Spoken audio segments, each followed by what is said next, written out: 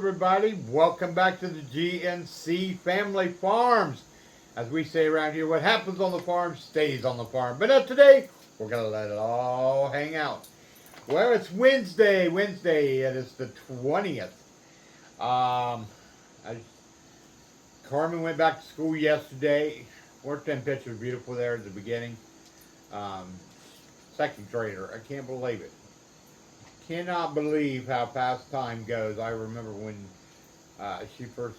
we first got her, and she was just nothing but a little bundle of chubby joy, and and now she's growing up to be a young little girl and um, loving life and loving the farm life, and she just amazing. Yesterday was her first day back to school, and her first incident already happened. A little boy in her classroom got aggravated.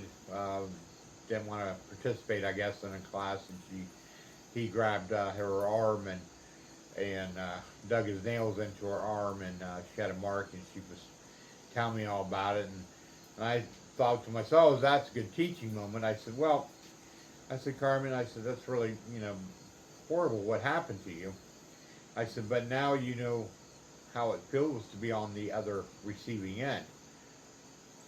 She just looked at me and she said, what do you mean? And I said, well, when you're being mean to your friends or your nieces or nephews or your classmates. Remember last year you had some moments like that.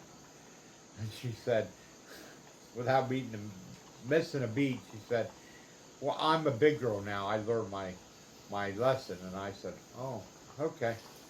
I said, so should I write this down to remind you that you said that? And she just looked at me and she kind of chuckled. But yeah, she seems to be off running in her new classroom and settling in. So we'll see how the school year goes. Like I said, her classroom's really small. That's my only concern. She won't have a place to go if she gets overwhelmed. Um, so we'll have to wait and see what happens with that. Today I went to the doctor's. Um, had my annual 3-month checkup. Um, had to get X-ray done on my shoulder. I think I talked about it in a video a while back.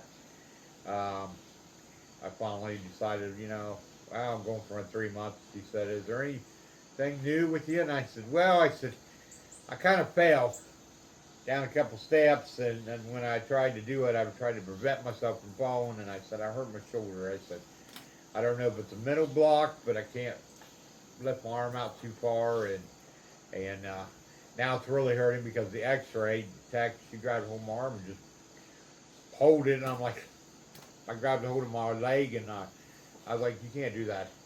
That hurt. That hurt really bad. She's like, well, I was trying to get you to pull out your arm. I said, I understand. Let me do it.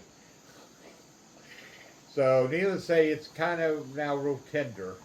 Let me know that it's not happy with me for letting her do that. So I got the X-rays done, and they'll let me know if I need to go for MRI to see if the cuff needs to be looked at. Possibly occupational therapy. Woohoo! I've had that done over the years. Uh, MRI doesn't bother me as much as I used to.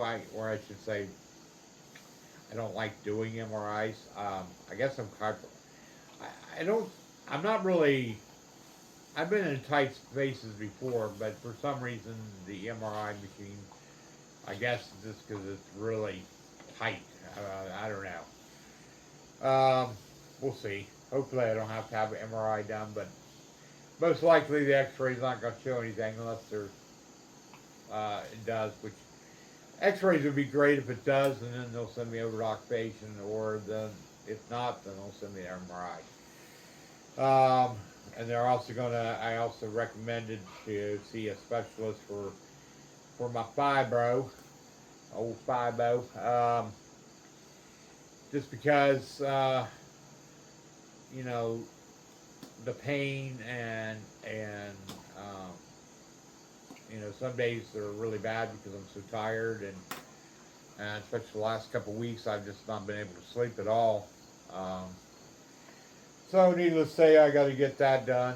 Go to see a specialist, which is needed because when we lived in Columbus, I had one, but I stopped seeing them because I just moved down here and it was just too far to travel. Uh, so needless to say that I finally said, you know what, I got to get a specialist on board here because something's got to give.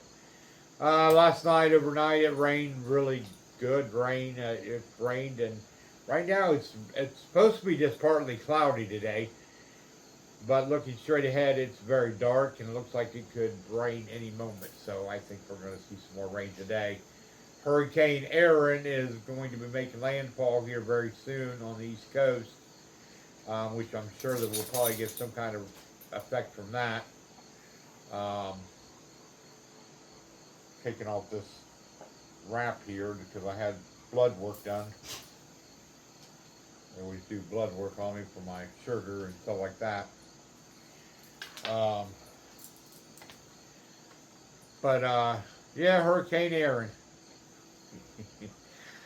I have something to say about it, but I just won't. I'll keep my mouth shut. If you know, you know. If you don't, then don't worry about it. But she's supposed to be making landfall and causing all kinds of havoc. It's kind of just funny, the name Aaron. Um, like I said, if you know, you know. If you don't worry about it. That's all I have to say about it. Um, let's see. What did I do yesterday? Yesterday, I did a lot. I did some baking and I did some cooking and it was kind of a relaxation day. Just finished up laundry and Monday I did a lot of work around the farm. I did. Um, I finally, because we had a back area there, the wife wanted to make it a kitchen garden. She didn't keep it trimmed up, and nothing was really growing there. And I'm finally I was like, I have a question. So it's not really a question, but I'm just letting you know that I'm going to take up the center blocks and it kind of made a ring around it. And I said I'm going to just take that all off. Is that okay? She's like, oh yeah, that's fine. I'm like, okay, cool. Well, that was a lot easier than I thought it would be. So once I got all them taken up, brought up here and stacked them up underneath the carport area, I I leveled out the ground back there where that was at, moved the mulch and piled it up so that way more wood chips can be dropped, if they drop, I should say. Um, I thought it was so funny because I made a comment, a very lengthy comment on Facebook on the wood chip thing because everyone was talking about how they don't get wood chips. We finally got our first load, which was when was that done? July, I think it was. Around July, it was dropped, and it was 3 years to the date that we finally got our first drop. I just don't understand it because there's all kinds of tree companies around here, and they're always doing tree work. Like there was a company right down, I mean literally right down the street that was doing. They cut down a tree that had wood chips that they chopped up, and I even told him, I said, could you please bring that back here and drop it? Nope, didn't do it. Road work up there on the road. Wasn't last year, it was the year before, and I told the guys, I said, I talked to the supervisor, I said, hey, instead of running all the way back over to the south side of Zanesville where they drop it, I said, you could drop it right down the road. He even followed me down here and he said, oh yeah, that'd be a perfect spot. I can do that. Didn't do it. Didn't do it. I'm like, I don't understand. I don't get it. I don't know. I don't know how it works with companies like that. If you're a tree company, comment down below and let us know what your take is on it. I was reading one of the comments, and one of the comments said, you don't want wood chip drops from companies, and because the guys, they use on when they're out there working and stuff. They use it for toilet. I'm like, oh, okay. And everyone's like, well, I've never had that problem in mine. Um, I've never seen anything like it. So I know when my dad owned a lawn company, we would take our wood chips to well, actually two farms and drop our wood chips off, and we had them located different areas. That way, one was out here, and then one was over here. And if we were working on, this area, we could drop it at that farm. If we were working over in this area, we could easily drop it right there at that farm. So they kind of always rotated out, and we always dropped our wood chips there. Um, and they weren't part of any program as far as we know. My dad went to the farmer and said, "Hey, I've got wood chips, or would you be interested in some wood chips?" And they said, "Oh, sure, we can always use it for bedding and stuff. Yeah, bring it." And so that's, what they didn't. We didn't pay them to drop it. They didn't pay us to drop it. It was simply just a mutual handshake, and I don't know. If you're a wood chip or in the tree companies out there, and what is your policy on dropping wood chips? Is there, I know sometimes the city requests wood chips. Do you have a contract, or how does it work? Let us know down below if you're part of that. If you work in that field, let us know how that works.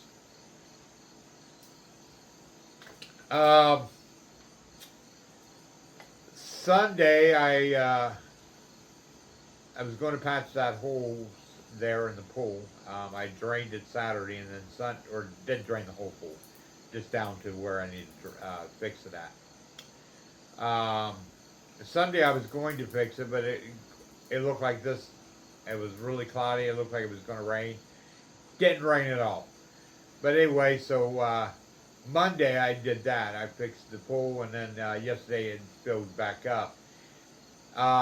As it filled up, I kept watching to see if it was leaking. No leaks at all. I was like, yes, I did it. I fixed it. Went out yesterday evening to check and see how far up the water was, and it's not running as much as it was before, but it's leaking. And it's my own fault. I didn't think about when I cut the hole for the skimmer. I put it down too low, and then we moved it up higher. I just didn't think about it. It's my own fault, and I know that I probably screwed up the pool. Today, I'm going to contact a pool company here in Zanesville and see if they do repairs on vinyl pools. I don't know if they will, unless it's probably like their own pools they have, Once they find out it's a box store pool, they'll probably just be like, no, we don't do it. So, because I don't want to go, I can go buy more stuff and try to repatch it and put more patch on it, but unless, I don't know what I'm doing wrong, because I've watched several YouTube videos yesterday, and because it really bummed me out that this happened, and so I watched several YouTube videos, and I'm like, okay, I'm using the right stuff, I'm using the right vinyl for it, I'm like, what am I doing wrong? And I let it set for a whole day in the sun, so that way it'd be nice and dry. It would had plenty of time to seal. This stuff here, you can actually, you take it, you put your vinyl glue seal stuff on the thing, and you can fold it over, take it underneath the water, and then unfold it and put it on there, and it works.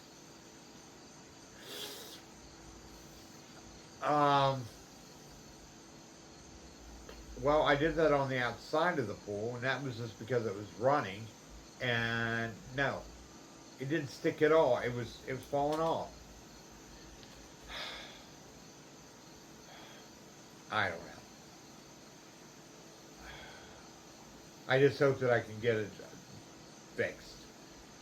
what I would do is if the company won't come out and fix it for us or patch it for us, then my next choice is I will wait till fall once the pool is officially shut down because the reason I refilled it back up is the goal is to have the pool ready for next weekend.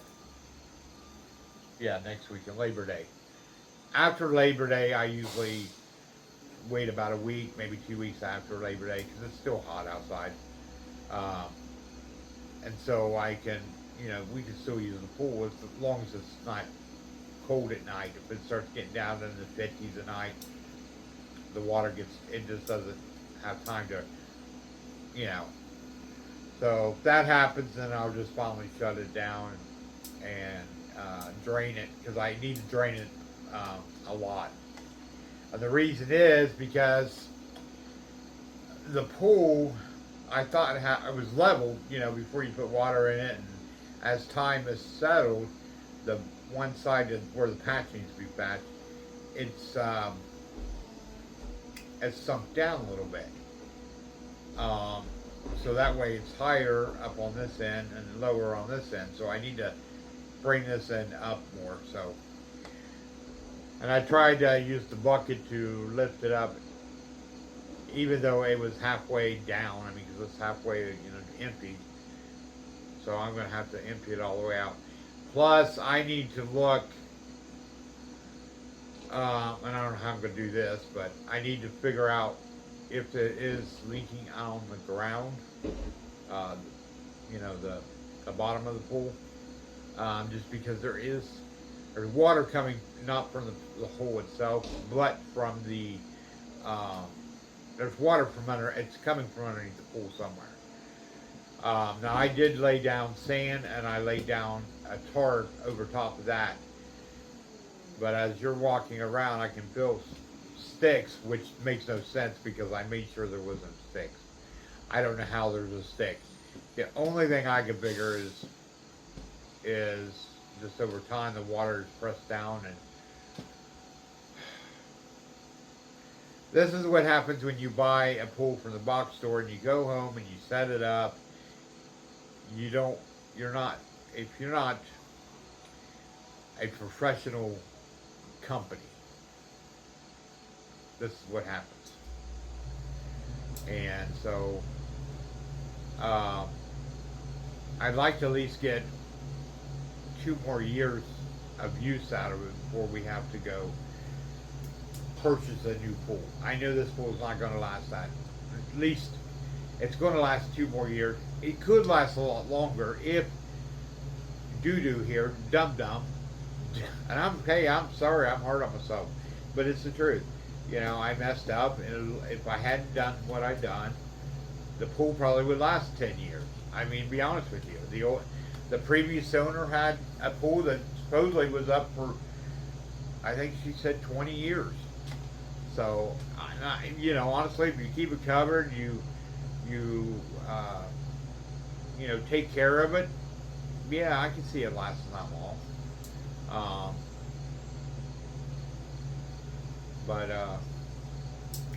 Yeah.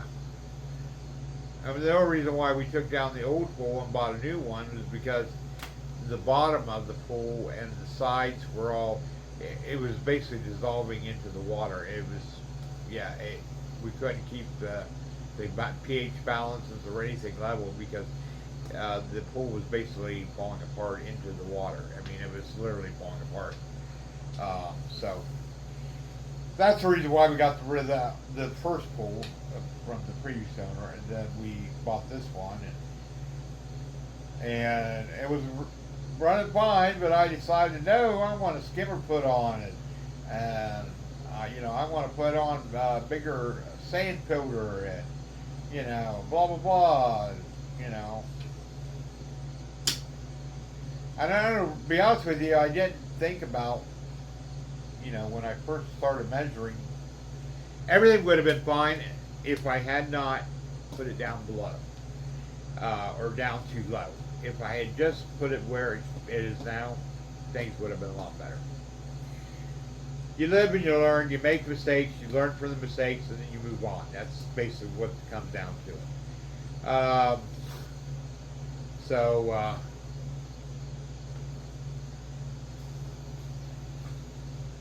let's see what else. Tomorrow I got a tree that fell down that I'm going to have to cut out tomorrow. Today I'm just not feeling it today. It's cloudy outside. My uh, stomach has been bothering me all night, so I don't know what's going on with that. I might have like a little stomach bug or something. And, you know, with Carmen going back to school, she's going to get sick. And then she's going to bring it home because every year, at the beginning of the school year, she brings home all these germs and we all end up getting sick. So, um, yay. Everyone's like, yeah, the kids go back to school. I'm like, yeah, I'm the same way. But you know what? I know what's coming after that because the sickness. You know, you get all these kids in one classroom that haven't seen each other and they want to touch, and especially in her classroom, they're very touchy kids, and you know, they, you know, pick their noses, and you know, they're not the most sanitary kids.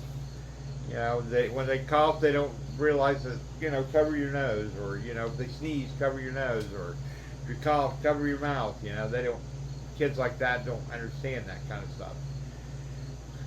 Regular kids don't understand that either. Even adults don't understand it, right? You know what I'm saying. Um, so, needless to say, she will probably be coming home with some kind of illness here soon.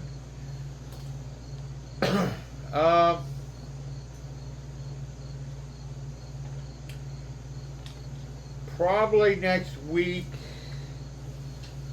My goal is to maybe start doing the gutters. I don't know yet. I haven't decided yet if that's something I'm going to do after Labor Day or if I'm going to do it before the Labor Day. It ain't going to take that long, I don't think. Shouldn't run into major roadblocks with that. Once I get I got to buy a cutter for it to cut the tent for it. You'll see that in a video. I'm going to make a video of that. So that'll be a video coming up of DIY gutters. Again, I'm not a professional, so I've never hung a gutter in my life, never made a gutter in my life. But we're going to make an attempt at it, right? You know, that's just the way we are around here. We try to pinch our money as much as we can because we need it. Well, I think that's pretty much it for this video. I can't think of anything else. I've covered schools, I've covered my doctor's appointments, covered the crazy pool for last school that I'm in. Like I said, if the company doesn't want to come out here and help fix it, or if they don't fix pools like that, or they don't do it at all, that's fine. I will just peel off everything off the outside of the pool, and because I've already put 2 layers of vinyl in the inside. So what I'll do is I'll cover the outside. So that's the only thing I can do is do it that way. And I even made it bigger. One thing they always, when you're patching something like that, let's say that we have a hole right here on this can.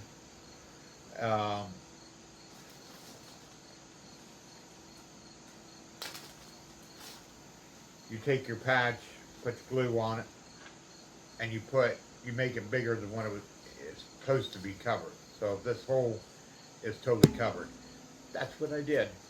But it's not working. It's just not working, people. So, but anyways, as we say around here on the farm, peace, love, and joy comes from knowing our Lord and Savior Jesus Christ.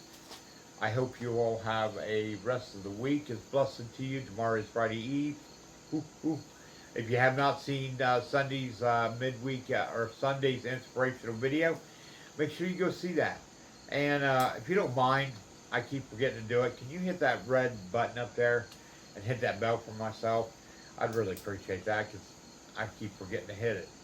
So if you don't mind doing that, I appreciate that. And we will see you on the next video. It says a man applied for a job as a farmhand. So when the farmer asked for his qualifications, he said, I can sleep through a storm. Farmer was puzzled by this. Brother, I asked for your qualifications, didn't ask where you were sleeping. But he liked the guy so much, decided to hire him anyways. What happened one night though, is that a storm came ripping through the valley. So the farmer leaped out of bed, he called his new hired hand, and guess what? He was sound asleep. So he and his wife, they started looking around their entire farm, checking things to make sure that all was secure. They found that the shutters of the farmhouse had been securely fastened. A good supply of logs had been set next to the fireplace. Farmer and his wife then inspected their property, and they found that the farm tools had been placed in the storage shed safe from the elements. The bales of wheat had been bound and wrapped in tarpaulins. The tractor had been moved into its garage. The barn was properly locked tight. Even the animals were calm and had plenty of feed. All was well. It says, and it was in that moment where the farmer understood what his hired hand meant, that he can sleep through a storm. You see, guys, the lesson that I've learned in that is that it's our preparation in times of peace that is the greatest predictor of our behavior in times of war.